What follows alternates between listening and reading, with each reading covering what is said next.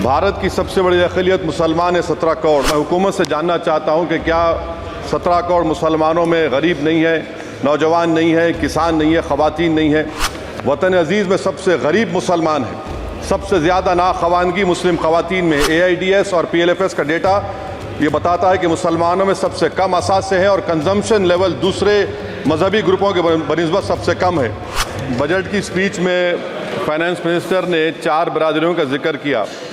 भारत की सबसे बड़ी अक़लियत मुसलमान है 17 करोड़। मैं हुकूमत से जानना चाहता हूं कि क्या 17 करोड़ मुसलमानों में गरीब नहीं है, नौजवान नहीं है, किसान नहीं है, ख़वातीन नहीं है। वतन अज़ीज़ में सबसे गरीब मुसलमान है। सबसे ज़्यादा नाखवानगी मुस्लिम ख़वातीन में। AIDS और PLFS का डेटा ये बताता है कि मुसलमानों में सबसे कम असासे हैं और कंजम्पशन लेवल दूसरे मजहबी ग्रुपों के बनिस्बत सबसे कम है। तालीमी इदारों में मैडम 15 और 24 साल की उम्र में भर्ती एनरोलमेंट में मुसलमानों की सिर्फ 29%, शेड्यूल कास्ट की 44%, हिंदू OBC के 51% और हिंदू अपर कास्ट की 59% है। हायर एजुकेशन मुसलमानों का एनरोलमेंट सिर्फ 5% है। PLFS का 2018-19 का डेटा वेज एम्प्लॉयज़ बताता है कि मुसलमान 22% थे, 2022-23 में 15% हो चुका है। सेल्फ एम्प्लॉयमेंट में मुसलमान हिंदू सिख से ज़्यादा 58.4% है। रेगुलर वेज एम्प्लॉयमेंट में सबसे कम मुसलमान है 15% और कैजुअल लेबर में सबसे ज़्यादा मुसलमान 26% है। तो मुसलमानों का शेयर रेगुलर एम्प्लॉयमेंट में लॉस हो रहा है एम्प्लॉयमेंट का। मुसलमान नौजवानों का ना रोज़गार मिलता है, ना तालीम के मौक़े, ना हुकूमत उनको कोई तरबियत सहूलत दी जाती है। मैं मोदी हुकूमत को एक मुसलमानों का एक अछूत बना दिया है, ना कोई सियासी नुमाइंदगी है, ना मुल्क की तरक्की में इनका कोई हिस्सा दिया जा रहा है। मैं मैडम माइनॉरिटी वेलफेयर मिनिस्ट्री में 2023-24 में 38% की बजट में कमी कर दी गई। 5,000 से 3,000 करोड़ कर दिया गया। इस साल के बजट में सिर्फ चंद 100 करोड़ का इजाफा किया गया, मगर 23-24 के बजट के लेवल पर पैसे मुख्तसर नहीं किए गए। ये मोदी हुकूमत की बदनीयती और झूठा कमिटमेंट अक़लियतों के ताल्लुक से। तालीम के उस अक़लियती स्कॉलरशिप मैडम अक़लियतों के गरीब तलबा और तालिबात को जियाती रकम में कमी कर दी गई। 2019 में मोदी ने कहा था कि 1 करोड़ स्कॉलरशिप दिए जाएंगे, अब सिर्फ 58 लाख दिए जा रहे हैं। 47% अक़लियती एप्लीकेंट्स को हर साल स्कॉलरशिप से महरूम कर दिया जा रहा है।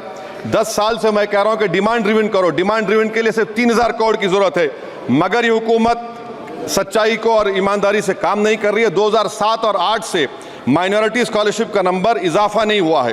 Pre matric scholarship madam Kundu committee ने कहा कि मुसलमानों में drop out rate primary level पर होता है, तो हुकूमत ने 9th क्लास से प्री मैट्रिक स्कॉलरशिप पैसे दे रही है। NDMC की इक्विटी मैडम 800 करोड़ एक मजाक है। PMGAV के में 910 करोड़ दिए गए। सारी दुनिया जानती है कि जहां मुसलमान बसता है गांव में, शहर में, वो अंडर डेवलप एरिया है और आप मजाक करें ऊँट के मुंह में जीरा देकर। हज में 97 करोड़। हज कमेटी एक रुश्वत का मरकज बन चुका है। प्राइवेट टूर ऑपरेटर्स के एक लाइसेंस के लिए पैसे देना पड़ता है, बिल्डिंग सिलेक्शन के लिए पैसे देना पड़ता है, मीना मुजदलफा में कंपनी के सिलेक्शन के लिए पैसे देना पड़ता है। मैं हुकूमत से मुतालबा करता हूं कि उसको ख़त्म किया जाए और CBI से इंक्वायरी करवाई जाए। मोदी हुकूमत को अक़लियतों बिल्कुल मुसलमानों से नफरत को ख़त्म करना पड़ेगा। मुसलमानों को उनका दस्तूरी हक मिलना चाहिए। आप कैसे विकसित भारत बनाएंगे अगर 17 करोड़ मुसलमान नफरत करेंगे? मैडम पूरी स्पीच में फाइनेंस मिनिस्टर के बच्चों का जिक्र नहीं है। आज हमारे देश में 66 लाख बच्चे रोज भूखे सोते हैं। 46 मिलियन बच्चे स्टंटेड हैं मेल न्यूट्रिशन की वजह से। 25 मिलियन बच्चे वेस्टेड हैं। मासूम बच्चों की यह बदकिस्मती और बदबख्ती है कि एक शख्स चाय बेचकर वजीर आजम बन गया। LTC long term capital gain tax madam was decreased from 20 to 12.5%. However, the indexation benefit has been removed and won't apply to any property purchased after 2001. This will be detrimental to the growth of real estate, limit household capital formation and impact employment generation in construction sector. This change in LTCG is a quasi-wealth tax on household, particularly the middle class. Internship programme madam 5 साल में आप 1 करोड़ लोगों को intern कराएंगे, यानी एक company को 4,000 लोगों को ट्रेन करना पड़ेगा। मुझे बताइए क्या ये बड़ी कंपनी का माने क्या है? It is unachievable. Will it be based on market cap, revenue, employ size? May be prime minister Modi is saying to Agniveer to do internship after 4 years of service in armed forces. Madam, 21 billion people have given up all hope and stopped looking for jobs. This brings down to 9% eligible population that is either employed or they are looking for jobs. Maybe finance minister can introduce a Berozgar tax and tax unemployed as well. No significant increase for social welfare, healthcare. It looks like Prime Minister Modi is saying देश की middle class की संपत्ति पर पहला हक हमारे alliance का है। In real terms when adjusted to inflation the allocation of health ABPMJ has declined. Modi is saying he said heal in India during G20. The reality is India is hurting. Madam, this government wants to increase FDI from China. Is the Prime Minister not concerned that our armed forces cannot patrol 26 patrolling points out of 65 in Ladakh? Maybe the Prime Minister wants the Chinese monopoly Indian markets. Import from China have crossed 101 billion 2024. Prime Minister Modi says Khelo India, but in reality the budget has shown that Modi government policy is Jhelo India. गरीब, middle class, farming, city developers, men and women सब मोदी को झेल रहे हैं.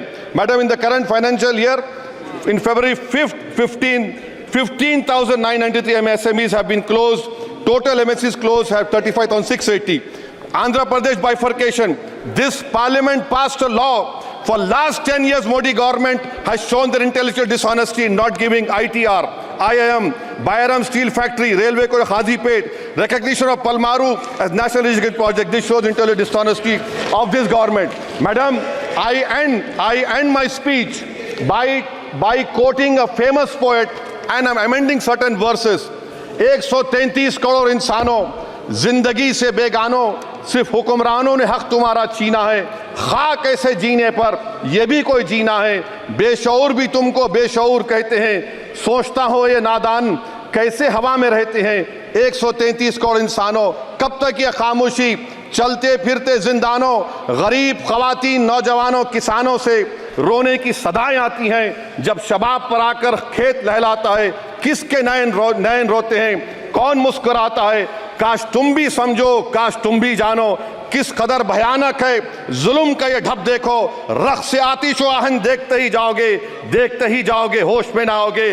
और unemployment पर अभी बोला गया नौकरियां दे रहे हैं, तो शायर ने इनके बारे में अच्छा कहा कि फूल शाखों पर खिलने लगे तुम कहो, जाम जिंदों को मिलने लगे तुम कहो, चाक सीनों के सिलने लगे तुम कहो. इस खुली झूठ को, जहन की लूट को मैं नहीं मानता, मैं नहीं जानता. शुक्रिया मैडम.